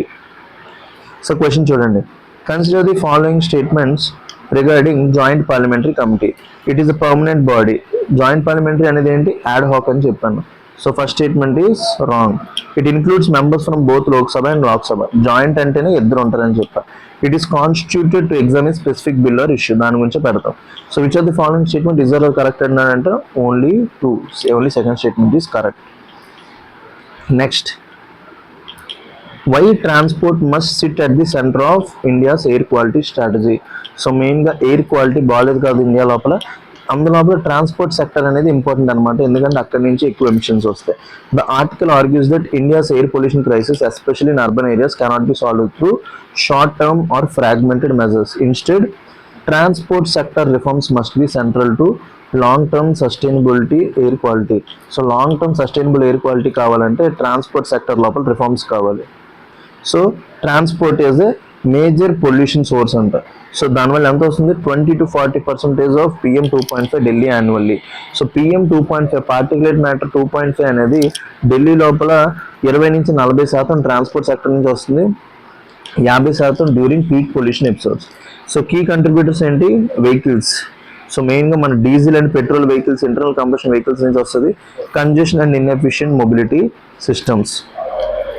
So prelims concept, PM 2.5 అంటే ఏంటి? particulate matter 2.5 refers to fine particulate matter less than 2.5 micrometers in diameter. Sources ఏంటి? vehicular emissions నుంచి వస్తుంది, industrial pollution and construction dust. So ఎందుకు ఇది హార్మ్ఫుల్? చాలా చిన్నగా ఉంటుంది, 2.5 meters కంటే mm కంటే డయామీటర్ కంటే తక్కువ ఉంటుంది కాబట్టి, మైక్రోమీటర్స్ కంటే తక్కువ ఉంటుంది కాబట్టి penetrates deep into lungs and bloodstream. మన లంగ్స్ లోపలికి బ్లడ్లోకి వెళ్ళిపోద్ది. సో దీనివల్ల ఏమవుతుందంటే మనకి ఊపిరితిత్తులకు సంబంధించి రెస్పిరేటరీ డిసీజెస్, కార్డియోవాస్కులర్ ప్రాబ్లమ్స్ వస్తాయి. Next, internal combustion engine vehicles ఏంటి? Vehicles powered by petrol and diesel, వాటిని ICE ఇంజిన్స్ అంటాం అనమాట. సో వర్కింగ్ ఏంటి? ఫ్యూయల్ కంబషన్ అయ్యి ఎనర్జీ వస్తుంది, ఎనర్జీ నుంచి బండి కదులుతుంది. వాటి నుంచి మెయిన్ ప్రాబ్లం ఏంటి? CO2, NOx, PM 2.5 వస్తాయి. జీరో ఎమిషన్ వెహికల్స్ అంటే ఏంటి? Vehicles that produce no tail pipe emissions, అంటే పొగగొట్టం ఏదైతే ఉంటుందో ఎగ్జాస్ట్, అక్కడ నుంచి ఎమిషన్స్ ఏట్రావు. ఎగ్జాంపుల్స్ ఏంటి? Battery electric vehicles, hydrogen fuel cell vehicles అనమాట. Important, indirect emissions may still exist. మెయిన్గా ఎలక్ట్రిక్ వెహికల్స్ మనం యూజ్ చేసే ఎనర్జీ, ఎలక్ట్రిసిటీ ఏదైతే ఉంటుందో అది కోల్ నుంచి వచ్చింది అనుకోండి, ఇండైరెక్ట్గా రావచ్చు, బట్ వెహికల్ నుంచి రావన్నమాట. అందుకే మీరు ఎప్పుడైనా ఎలక్ట్రిక్ వెహికల్స్ చూసినప్పుడు మీరు ఈ పదం చూడాలి, నో టెయిల్ పైప్ ఎమిషన్స్ అనే పదం చూడాలి. సో ఈవీస్ ఏంటి? Powered by electric Motors, so using batteries అనమాట. సో ఎలక్ట్రిక్ మోటార్స్తో పని అవుతుంది. సో కీ డిఫరెన్స్ ఏంటి? EV is synonym to is greater than zero electric vehicles. So all zero electric vehicles are EVs, but not all EVs are strictly zero emissions depending on the source అనమాట. So అన్ని all zero electric vehicles are EVs, but not all EVs are strictly zero electric. So air quality index లోపల మొత్తం ఎన్ని pollutants measure చేస్తాం India లోపల? 8. PM 2.5, PM 10, nitrogen dioxide, sulphur dioxide, carbon monoxide, ozone. ఈ 6 world health ఆర్గనైజేషన్తో ఉంటాయి. మనతో పాటు extra 2 ఉంటాయి, అమోనియా, లెడ్. సో స్కోర్ ఎలా ఉంటుంది? గుడ్ అయితే 050, సివియర్ అయితే 401 to 500. So measurement 24 hour average తీసుకుంటాం అనమాట. For carbon monoxide and ozone 8 hour average తీసుకుంటాం. Gold 1 number 1 color 1 description. So colour బట్టి మనకి ఎంత ఎయిర్ క్వాలిటీ ఇండెక్స్ ఉందో తెలిసిపోతుంది. సో దాన్ని ఎవరికి మెజర్ చేస్తారు? Central pollution control board. So key points based on worst pollutant sub index ఉంటుంది అనమాట. సో ఇంత డెప్త్గా సైన్స్ అండ్ టెక్నాలజీ ఎంత ఫాస్ట్గా చెప్పేవాళ్ళు ఎవరు ఉండరు. సో మీరు టీచర్ని చూస్ చేసుకున్నప్పుడు బెస్ట్ టీచర్ని చూస్ చేసుకోవడం మీ యొక్క responsibility. Consider the following statements regarding 2.5. It refers to particulate matter with diameter less than or equal to 2.5 micrometers. దాన్ని PM 2.5 అంటాం. It can penetrate deep into lungs and enter blood streams. It is primarily produced by natural sources like dust storms and forest fires. ఇప్పుడే చూసాం vehicle emissions, industrial waste వల్ల కూడా వస్తుంది. So only దీనివల్ల అంటే తప్పు. కరెక్ట్ ఆన్సర్ ఏమవుతుంది? Both 1 and 2 are correct. Next, centre Mull's delimitation based on 2011 census to implement women's quota. So women's quota implement చేయడానికి 2011 సెన్సస్ తీసుకుంటామంటుంది. సో అదే ఇప్పుడు నెక్స్ట్ పెద్ద డిబేట్ అవుతుంది అనమాట. Union government is considering an amendment to enable delimitation based on 2011 census to implement the Women's Reservation Act 2023 before 2029 Lok Sabha elections, which instead of waiting for next census. So next census అయ్యేంత వరకు wait చేయకుండా delimitation చేసేద్దాం అనుకుంటున్నారు based on 2011 census అనమాట. So దాని గురించి ఇప్పుడు అవుతుంది అన్నమాట, ఎందుకంటే మనకు 1/3 ఉమెన్ రిజర్వేషన్ కావాలి కాబట్టి. సో డీలిమిటేషన్ అంటే ఏంటి? ఆర్టికల్ 82 ప్రకారం చేస్తాం.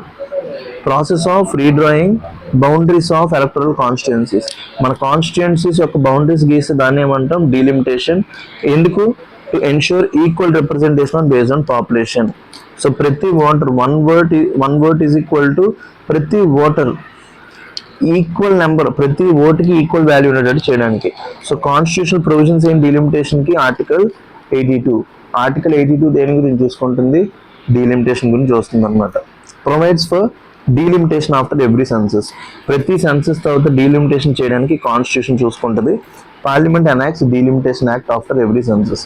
So delimitation act every census తర్వాత పార్లమెంట్ చూసుకుంటుంది.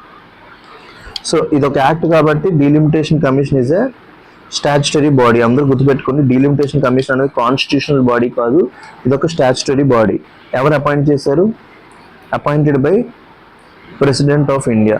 So it's statutory body appointed by president of India. Composition ఎవరెవరు? Retired supreme court judge. So మెయిన్గా రిటైర్డ్ సుప్రీం కోర్ట్ జడ్జ్ ఉంటారు, chief election commissioner and state election commissioners ఉంటారు అనమాట, అందరూ ఉంటారు. So orders ఏంటి? ఆర్టికల్ 329 వరకు have force of law. So delimitation commission ఇచ్చింది cannot be challenged in any court అనమాట. సో దీనికి జ్యుడిషియల్ రివ్యూ ఉండదు. So freeze on delimitation first 42nd constitution అమెండ్మెంట్లో చేసాం 2001 వరకు.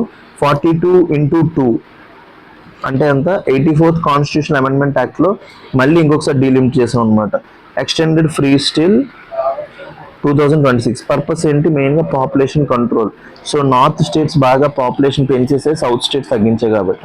But women's reservation act A constitution amendment వచ్చింది? 106th constitution amendment యాక్ట్తో ఇచ్చాం అనమాట.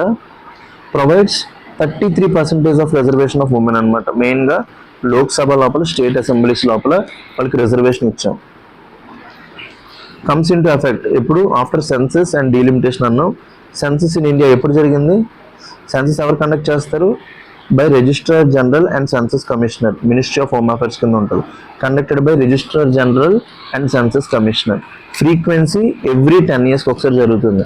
సో సెన్సస్ ఎవ్రీ 10 yearsకి ఒకసారి జరుగుతుంది అనమాట. Conducted by registrar general and census commissioner. Frequency every 10 yearsకి ఒకసారి అవుతుంది. ఎప్పుడు కంప్లీట్ అయింది లాస్ట్ సెన్సస్ అంటే 2011. సో 2011 తర్వాత ఎప్పుడు అవ్వలేదు. 2021 సెన్సస్ డిలేడ్ అయింది, ఇప్పుడు స్టార్ట్ అయింది అనమాట. దీన్నే మనం ఫస్ట్ డిజిటల్ సెన్సస్ అని కూడా అంటాం. So consider the following statements regarding the delimitation in India. Delimitation is carried out after every census under Article 82 of the Constitution. So delimitation అనేది every census తో చేస్తాం after 82 of the Constitution. The Delimitation Commission is a constitutional body. ఇందాక చెప్పాను, it's a statutory body, not a constitutional body. The orders of Delimitation Commission cannot be challenged in any court. ఇందాక చెప్పాను 329 ప్రకారం delimitation commission యొక్క orders మనం చేయలేము అనమాట. Supreme court retired supreme court judge, chief election commissioner, state election commissioners ఉంటారు. So ఇచ్ of the following statements correct అంటే సెకండ్ స్టేట్మెంట్ రాంగ్, కాబట్టి correct answer to this question is a only. ఇంత ఈజీగా మనం క్వశ్చన్స్ సాల్వ్ చేయొచ్చు when we have the complete conceptual depth. So thank you. ఇవాళ ఇప్పుడువి ఇందాక నాకు ఈవినింగ్ వచ్చిన PDF, ఇవి 24th ఇప్పుడు రికార్డ్ చేసేసాను. Okay guys, as part of 25th March 2025-26, these are the articles that we are going to listen. When the Chief Justice steps away. So రీసెంట్గా election commissioner removal చేయమని opposition motion pass చేసింది కదా. So election commissioner remove చేయాలన్నా సరే same supreme court judge లాగే process. What is the process to remove supreme court judge? Lok Sabha లోపల 100 members support చేయాలి, రాజ్యసభ లోపల 50 మెంబర్స్ సపోర్ట్ చేయాలి మోషన్. ఒకవేళ వీళ్ళు సపోర్ట్ చేస్తే ప్రిసైడింగ్ ఆఫీసర్ దగ్గరికి వెళ్తుంది. వాళ్ళు ఎదురు యాక్సెప్ట్ చేయొచ్చు లేదా రిజెక్ట్ చేయొచ్చు. ఒకవేళ ప్రిసైడింగ్ ఆఫీసర్ కనుక యాక్సెప్ట్ చేస్తే లోక్సభలో స్పీకర్, రాజ్యసభలో చైర్మన్, అది 3 మెంబర్ జ్యుడిషియల్ కమిటీకి వెళ్తుంది. అందులో చీఫ్ జస్టిస్ ఆఫ్ ఇండియా ఉంటాడు, హైకోర్టు జడ్జి ఉంటాడు, వీళ్ళందరూ ఉంటారు అనమాట. వాళ్ళు కూడా ఆ ఛార్జెస్ని యాక్సెప్ట్ చేస్తే లోక్సభకి, రాజ్యసభకి వెళ్తుంది. లోక్సభ, రాజ్యసభలో same majority, absolute majority plus 2/3 present and voting. ఇట్లా చేస్తే ప్రాసెస్ అనేది రిమూవ్ అవుతుంది అనమాట. సో ఇప్పుడు ఈ రిమూవల్ ప్రాసెస్ అనేది ఎక్కడికి వెళ్ళింది? చీఫ్ జస్టిస్ ఆఫ్ ఇండియా దగ్గరికి వెళ్ళింది అనమాట. సో దాని గురించి మాట్లాడుతున్నాడు. So the article discusses the recusal of chief justice Surya Kant. So recusal అనే టర్మ్ జ్యుడిషియరీలో ఏంటంటే కాన్ఫ్లిక్ట్ ఆఫ్ ఇంట్రెస్ట్ ఉన్నప్పుడు ఎవరైతే జడ్జెస్ ఉంటారో వాళ్ళ కేసెస్ నుంచి బయటకు వెళ్ళిపోతారు అనమాట. ఫర్ ఎగ్జాంపుల్ జ్యుడిషియరీ అనేది ఈ ప్రిన్సిపల్స్ మీద వర్క్ అవుతుంది. ఏ అండ్ బి కొట్టుకుంటున్నప్పుడు సి అనే పర్సన్ అన్ఇంట్రెస్టెడ్ అయి ఉండాలి. దీన్నే ప్రిన్సిపల్స్ ఆఫ్ న్యాచురల్ జస్టిస్ అంటారు.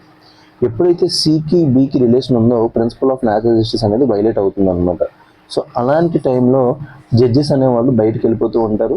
రీసెంట్గా జగన్ కేసులో కూడా లాస్ట్ టైం ఒక జడ్జి అట్లానే చేశాడు. మీకు బాగా చెప్పాలంటే ఇప్పుడు chief justice of India recusal అవ్వడం అనేది ఇప్పుడు టాపిక్ అనమాట. From hearing petitions challenging the chief election commissioner appointment law.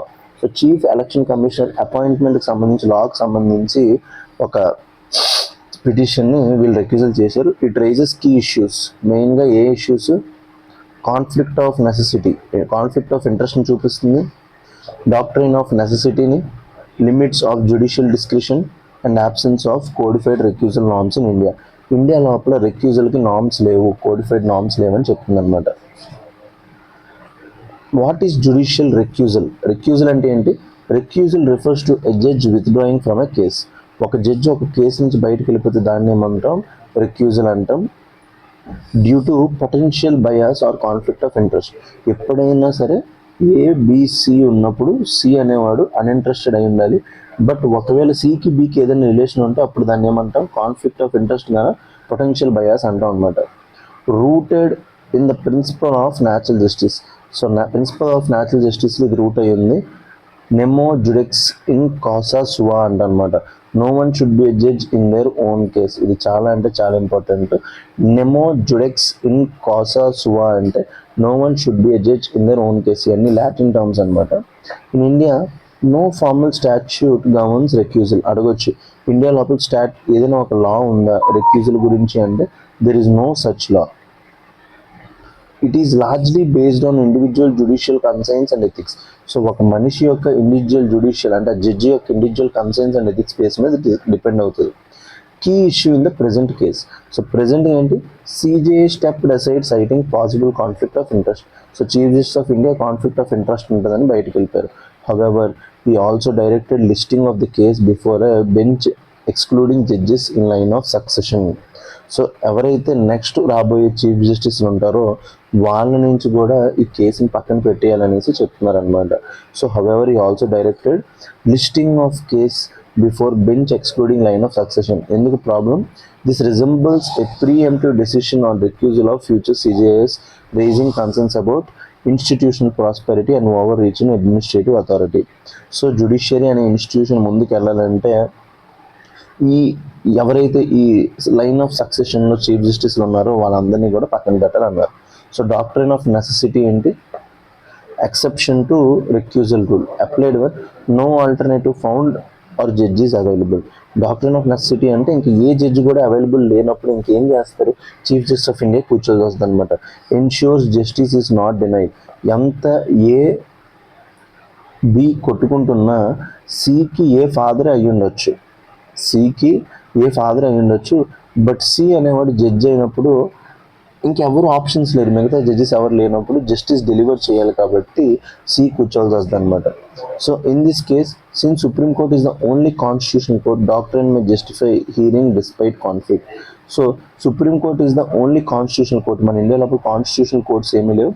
According to article 131 అది హైయెస్ట్ కాన్స్టిట్యూషనల్ కోర్ట్ కాబట్టి doctorate may justify hearing despite conflict, raises tension between fairness, bias avoidance and continuity of justice delivery. So ఈ రెండింటికి మధ్య tensions raise చేస్తుంది అనమాట. సో NJAC case precedent in supreme court advocates and record association versus union of India, mainly మనం ఏదైతే అంటామో collegium case అంటాం. Justice JS Khehar did not recuse despite being affected by NJAC outcome. So NJAC outcome వల్ల ఇతను effect అవుతారు, ఎందుకంటే కొలిజియన్ system కాబట్టి. అయినా సరే అతను ఎక్యూజ్ చేసుకోలేదు, ఎందుకంటే అప్పుడు జస్టిస్ అవసరం. కీ ప్రిన్సిపల్స్ అవాల్డ్ ఏంటి? Conflict must be real and substantial, not remote. So ఎక్కడో చివరిలో ఎఫెక్ట్ చేస్తుంది ఉండకూడదు. Conflict must be real and substantial. Doctrine of necessity can over ride recusal. So ఇంకెవరు ఆప్షన్ లేనప్పుడు వీళ్ళు బయటికి వెళ్ళిపోవచ్చు అనమాట, వీళ్ళే ఉండొచ్చు కేసు లోపల. So problems with current recusal system, lack of codification. మనకంటూ ఇండియా లోపల రెక్యూజల్కి లా లేదు, no statutory framework unlike US code. So US లోపల సపరేట్ కోడ్ ఉంది రెక్యూజల్ కోసం. Leads to inconsistency, lack of transparency. So దీనివల్ల ఏముంటుంది? ఇన్కన్సిస్టెన్సీ, ట్రాన్స్పరెన్సీ అనేది పోతుంది అనమాట. ఇన్కన్సిస్టెన్సీ వస్తుంది, ట్రాన్స్పరెన్సీ అనేది ఉండదు. Next excessive judicial discretion. So ఇప్పుడు జడ్జెస్ ఇష్టం అనమాట, whether to recuse, whether to disclose reasons.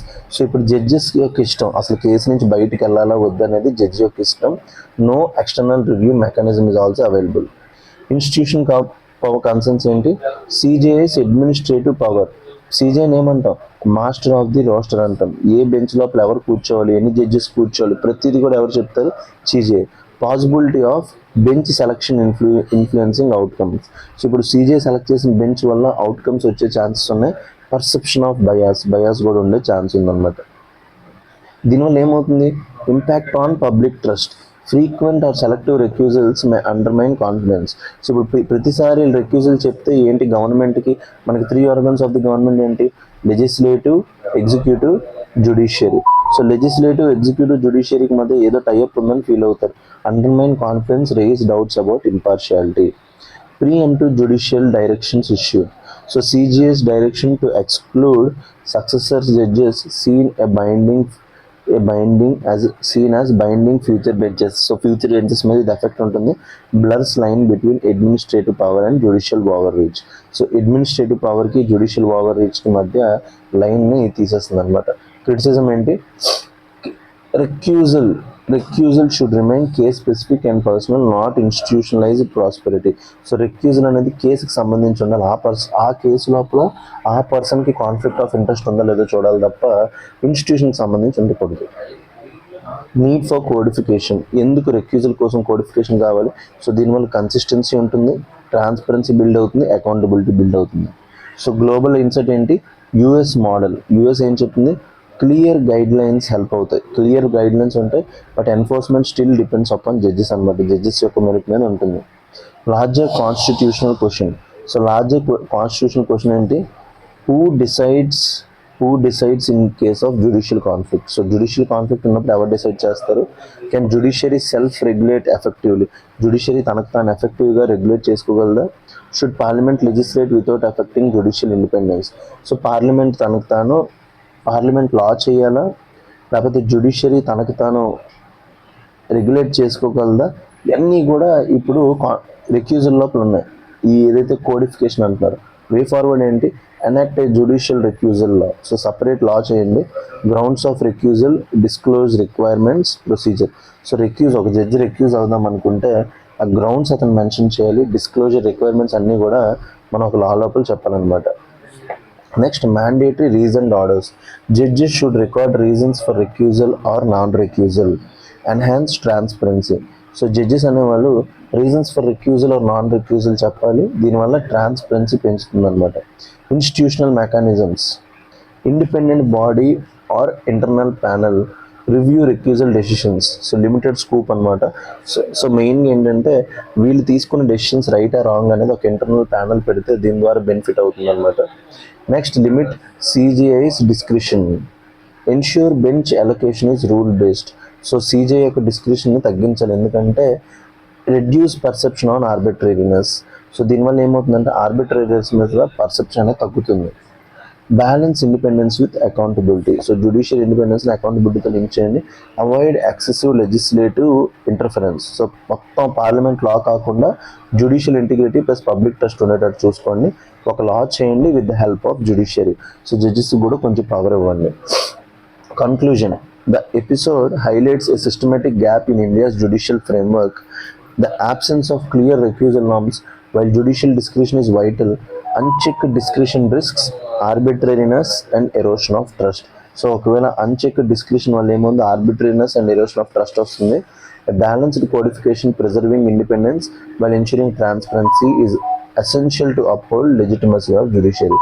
So judiciary యొక్క లెజిటిమసీ ఉండాలంటే ట్రాన్స్పరెన్సీని జ్యుడిషియల్ ఇండిపెండెన్స్తో లింక్ చేయాలన్నమాట. UPSC mains question. Judicial recusal in India is guided more by convention than by codified law. In the light of recent development, examine the challenges arising from this approach and suggest measures to ensure transparency and accountability while preserving judicial independence. చాలా మంచి mains question. So ఇలాంటి questions వచ్చినప్పుడు ఎవరైతే current అఫైర్స్లో బాగా depth ఉంటుందో వాళ్ళే రాయగలరు అనమాట. So request you all guys to right a good question. ChatGPT use చేయండి. రిక్యూజల్ గురించి మొత్తం చెప్పడానికి ట్రై చేశాను. సో దీని మీద ఒక ఆన్సర్ మంచిగా రాయడానికి ట్రై చేయండి. ఓకే గైస్, ఫిలిమ్స్ ఆర్టికల్స్లోకి వెళ్దాం. నిన్న ఒక ల్యాండ్ మార్క్ జడ్జిమెంట్ వచ్చింది, మీరు అందరూ టెలిగ్రామ్స్లో ఇన్స్టాగ్రామ్స్లో చూసే ఉంటారు. Supreme court status only for SC status only for Hindus, Buddhist and six. So దీనికన్నా ముందు మీకు ఒక కాన్సెప్ట్ చెప్పాలి, కాన్స్టిట్యూషనల్ కాన్సెప్ట్. ఆర్టికల్ 15. మన ఆర్టికల్ 15 and 16 అనేది ముందు 103rd కాన్స్టిట్యూషన్ అమెండ్మెంట్ రాకముందు, ఈడబ్ల్యూఎస్ రిజర్వేషన్ రాకముందు ఓన్లీ 2 kinds ఆఫ్ బ్యాక్వర్డ్నెస్ని యాక్సెప్ట్ చేసింది. ఏంటి? Social and educational backwardness. అందరూ జాగ్రత్తగా తెలుసుకోవాలి ఒక రేషనల్. మన article 15 and 16 only social and educational బ్యాక్వర్డ్నెస్నే యాక్సెప్ట్ చేసింది అనమాట. ఈ సోషల్ అండ్ ఎడ్యుకేషనల్ బ్యాక్వర్డ్నెస్ అంటే ఏంటంటే, ఎవరైతే మన so called schedule caste and schedule tribes అన్నామో వీళ్ళు పురాతన కాలం నుంచి, ఏజ్ హోల్డ్ నుంచి వాళ్ళకి సోషల్ స్టేటస్ లేక ఎడ్యుకేషన్ స్టేటస్ లేక ఇబ్బంది పడుతున్నారు. కాబట్టి వాళ్ళకి రిజర్వేషన్ ఇద్దామని ఫిక్స్ అయ్యి 15 subclause 4 ద్వారా 16 subclause 4 ద్వారా వాళ్ళకి రిజర్వేషన్ ఇచ్చాం consequently. So reservation is just a policy of government. అది పక్కన పెడితే, సో ఈ SC ST స్టేటస్ వాళ్ళకి రిజర్వేషన్ ఎందుకు ఇచ్చాం? వాళ్ళకి సొసైటీ లోపల సోషల్ రికగ్నిషన్, ఎడ్యుకేషనల్ ప్రాబ్లమ్స్ ఉన్నందువల్ల వాళ్ళకి రిజర్వేషన్ ఇచ్చాం.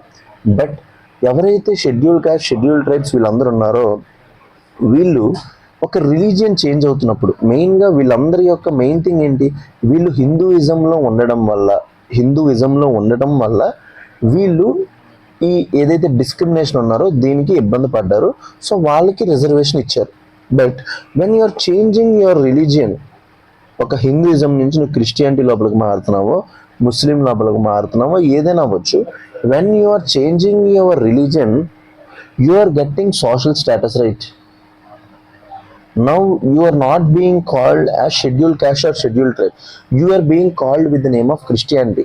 మీకు క్రిస్టియానిటీ అనేది ఒక ఐడెంటిటీ ఇస్తుంది, ముస్లిం అనేది ఐడెంటిటీ ఇస్తుంది, ఇర్రెస్పెక్టివ్ ఆఫ్ యువర్ క్యాస్ట్. ఎందుకంటే అక్కడ డిస్క్రిమినేషన్ ఉండదు. సో సుప్రీం కోర్ట్ అనేది మనం రీసెంట్గా బాలకృష్ణ కమిటీ కూడా వేసాం. బాలకృష్ణ కమిటీ కూడా గవర్నమెంట్ ఇదే అడిగింది, ఎవరైతే కన్వర్ట్ అవుతున్నారో వేరే రిలీజియన్స్కి వాళ్ళకి SC స్టేటస్ ఇంకా కంటిన్యూ చేయొచ్చా లేదంటే బాలకృష్ణ కమిటీ కూడా ఇది ఇష్యూ మీద ఉంది. సో సుప్రీం కోర్ట్ ఇప్పుడు డిసైడ్ చేస్తుంది కాబట్టి, సో ఓన్లీ ఎవరైతే హిందూస్లో, బుద్ధిజంలో, సిక్కిజంలో ఉన్నారో వాళ్ళకే SC స్టేటస్ ఉంటుంది.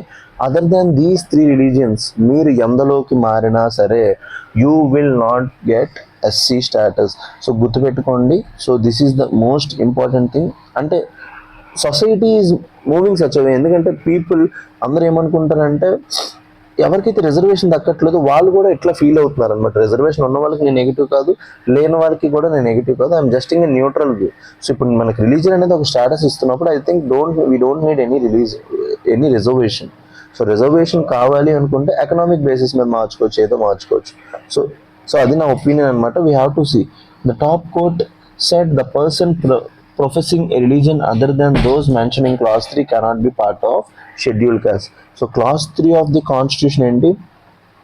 So schedule caste schedule order mandates that person who profess religion different from Hinduism shall be deemed to be a member of scheduled caste.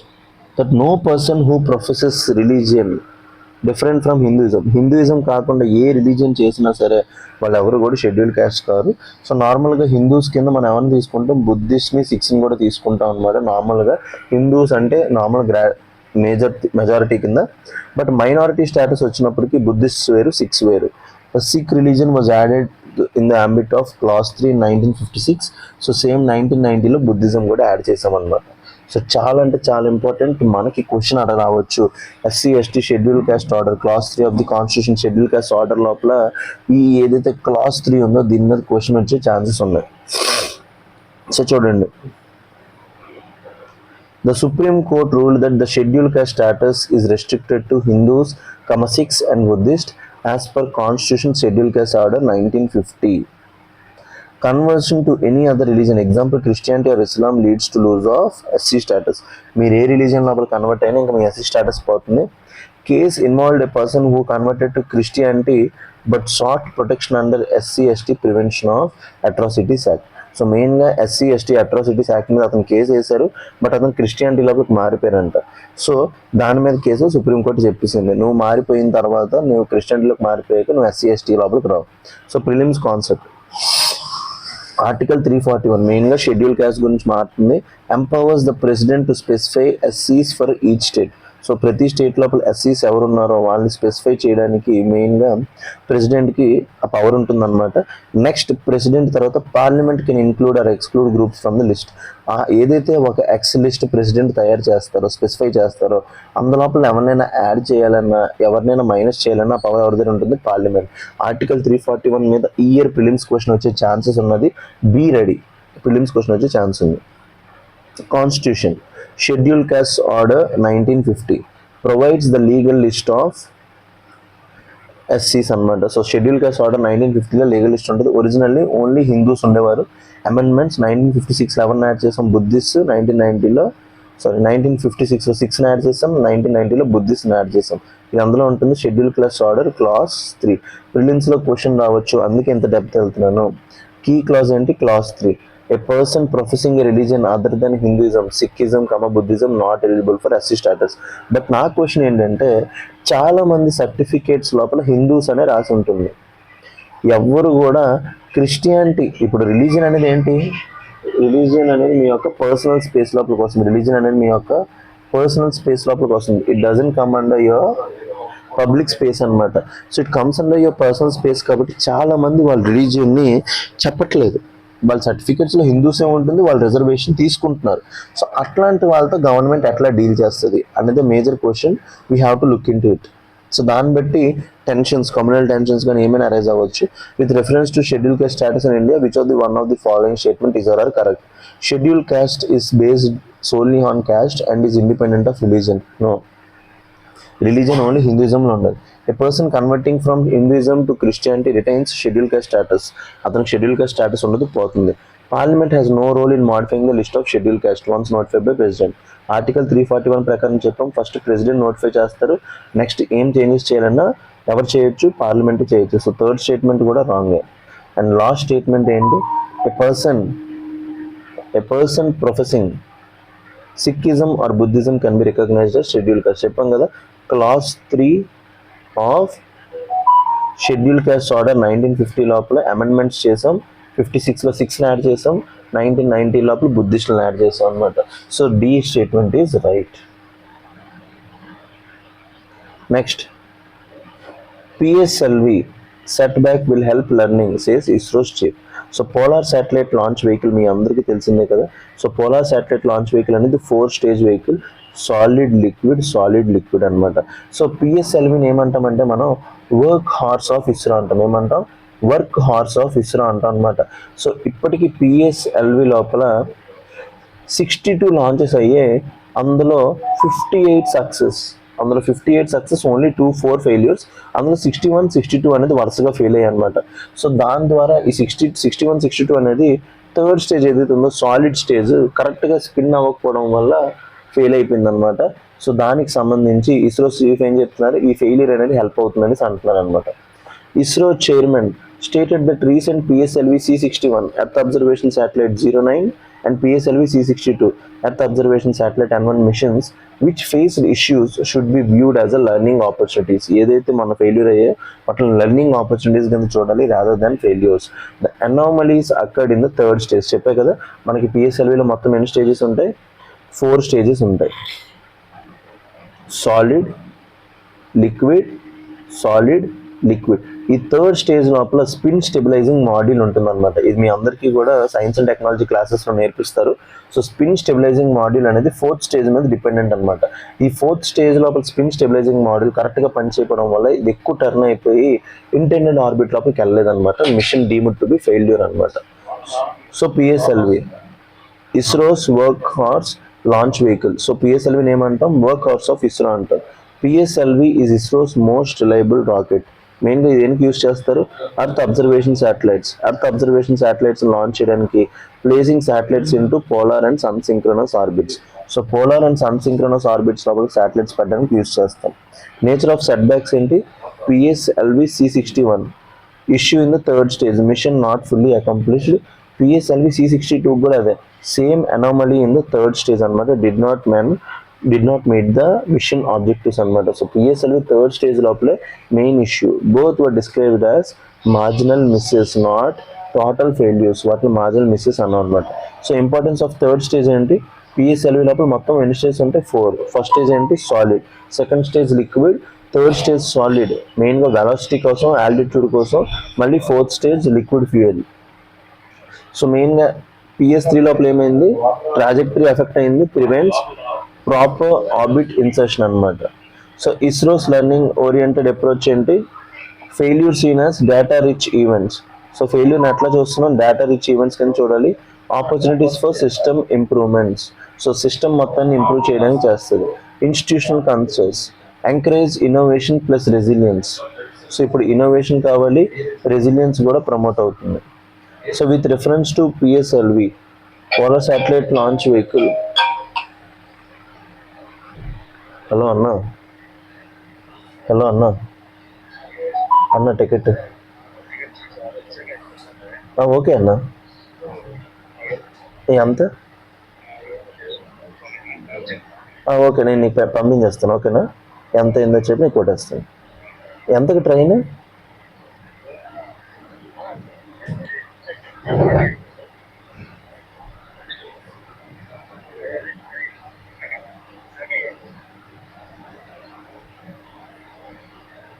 Hello అన్న, నేను వేసేస్తాను. నా age 25.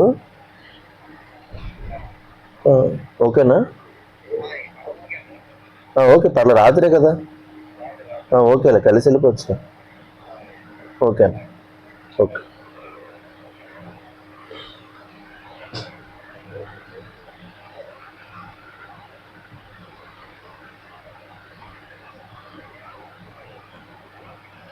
With reference to polar satellite launch vehicle, consider the following statements అంటున్నారు.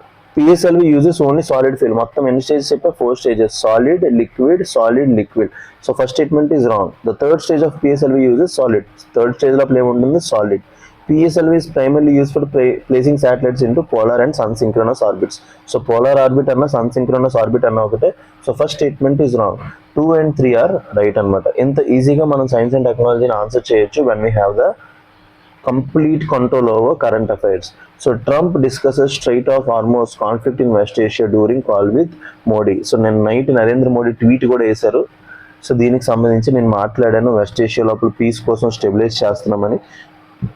Ensuring that the Strait of Hormuz remains open, secure and accessible essential for whole world. We PM and Trump agreed to stay in touch regarding efforts towards peace and stability. ఇదే same Instagram లోపల కూడా post చేశారు నరేంద్ర మోడీ. ఒకసారి మీరు అందరూ ఎవరికైనా Instagram ఉంటే వెళ్ళి చూడొచ్చు. Amid escalating tensions in West Asia, US President Donald Trump and Narendra Modi discussed the ongoing conflict involving Iran and Israel. ఇరాన్కి ఇజ్రాయెల్ అవుతున్న కాన్ఫ్లిక్ట్ని డిస్కస్ చేశారు. ensuring free movement of energy resources through Strait of Hormuz. So strait of Hormuz అనేది చాలా important. The broader impact on global oil prices and India's energy security. So దీనివల్ల global oil prices మీద India's energy security మీద impact గురించి చూస్తున్నాం. So key prelims pointers ఏంటి? Strategic importance of strait of Hormuz. So strait of Hormuz అనేది ఇక్కడ ఉంటే ఇటువైపు పర్షియన్ గల్ఫ్ ఉంటుంది, ఇటువైపు గల్ఫ్ ఆఫ్ ఒమాన్ ఉంటుంది అనమాట. మీద ఇరాన్ ఉంటుంది, కింద ఖతర్, సౌదీ అరేబియా, యూఏఈ అన్నీ ఇటువైపు ఉంటాయి అన్నమాట. సో ఈ స్ట్రైట్ ఆఫ్ హార్మోజ్ మీద ఇరాన్ వచ్చి నొక్కేయడం వల్ల ఏ షిప్స్ కూడా వెళ్ళట్లేదు. సో స్ట్రైట్ ఆఫ్ హార్మోజ్ యొక్క సిగ్నిఫికెన్స్ ఏంటి? 20% ఆఫ్ గ్లోబల్ ఆయిల్ ట్రేడ్ ఎక్కడి నుంచే వెళ్తుంది. ఫర్ ఇండియాకి ఏంటి? Major share of crude imports pass through this route. మన ఇండియాకి మ్యాక్సిమం క్రూడ్ ఆయిల్ ఎక్కడి నుంచో వస్తుంది. ఎనీ డిస్రప్షన్స్ వల్ల ఎనర్జీ క్రైసిస్ ఇంకా ఇన్ఫ్లేషన్ వస్తుంది అనమాట. సో చాలా ప్రాబ్లమ్స్ ఉన్నాయి. Impact on west Asia conflict వల్ల ఇంపాక్ట్ ఏంటి? Disruption of energy supplies. So మెయిన్గా ఎనర్జీ సప్లై తగ్గిపోతుంది. Attack on energy infrastructure, increase uncertainty in supply chain. ఈ రెండింటి వల్ల ఒకటే జరుగుతుంది, ప్రైస్ విల్ ఇంక్రీజ్. దీనివల్ల ఇంపోర్టెడ్ ఇన్ఫ్లేషన్ వస్తుంది ఇండియా లోపలికి. రూపీ అనేది డెప్రిషియేట్ అవుతుంది అనమాట. These all are linked to each other. So economics లోపల కంప్లీట్ డెప్త్ ఉంటే తప్ప ఇవేవి మీకు అర్థం కావు. రైజింగ్ ఆయిల్ ప్రైజెస్, ఎవరికైనా ఎకనామిక్స్ రాకపోతే ఇన్ డెప్త్గా PD365లో చెప్పడానికి ట్రై చేశాను. Purchase PD365 course. Rising oil prices, so global crude oil prices పెరుగుతాయి. దీనివల్ల ఏమవుతుంది? Inflation, fiscal pressures on importing countries like India and countries మీద ఎక్కువ ఇంపాక్ట్ ఉంటుంది అనమాట. సో జియో పొలిటికల్ ఇన్స్టెబిలిటీ ఏంటి? Escalations between Iran and Israel వల్ల risk of wider regional war. So ఇవన్నీ కూడా అన్ని చోట్లకి వెళ్ళిపోయి వార్ పెద్దగా అయినట్టుంది. ఇండియాస్ పొజిషన్ ఏం చెప్తుంది? ఇండియా ఎప్పుడు కూడా బుద్ధిజం లాగా పీస్ చెప్తుంది కాబట్టి calls for deescalation, peace, dialogue, stability. India ఎప్పుడు ఒకటే చెప్తుంది, పీస్ కావాలి, దానికి dialogue, stability important. Strategic balancing ఏంటి? మెయింటైన్ రిలేషన్ విత్, ఒకవైపు యూఎస్తో ఉండాలి, ఇరాన్తో ఉండాలి, ఇజ్రాయెల్ ఉండాలి. Reflects multi alignment policy. So energy security focus ఏంటి? Ensuring continuous oil supply, stable prices. India ఒకటే ఉంటుంది, కంటిన్యూస్ ఆయిల్ సప్లై ఇండియా లోపలికి రావాలి, స్టేబుల్ ప్రైజెస్ ఉండాలన్నమాట. So these are the articles that we have discussed as part of 24th and 25th March అనమాట. So I request you all guys to go through all the articles. చాలా అంటే చాలా important. నేను మన ఎల్టెక్స్ క్లాసెస్లో polity చెప్పాను, environment చెప్పాను, ఇప్పటికే చెప్పున్నా. ఎవరెవరైతే Group 2 ప్రిపేర్ అవుతున్నారో మీ అందరికీ హెల్ప్ అవుతుంది. వీటితో పాటు పాలిటీ, ఎన్వైర్న్మెంట్తో పాటు ప్రజెంట్ PD365 కరెంట్ అఫైర్స్ చెప్తున్నా. ఇంకా మనీష్ సార్ పర్సనల్ మెంటర్షిప్ కూడా ఉంది. Those students who are interested you can purchase this courses అనమాట. So thank you very much for joining ఎల్టెక్స్ క్లాసెస్. Thank you.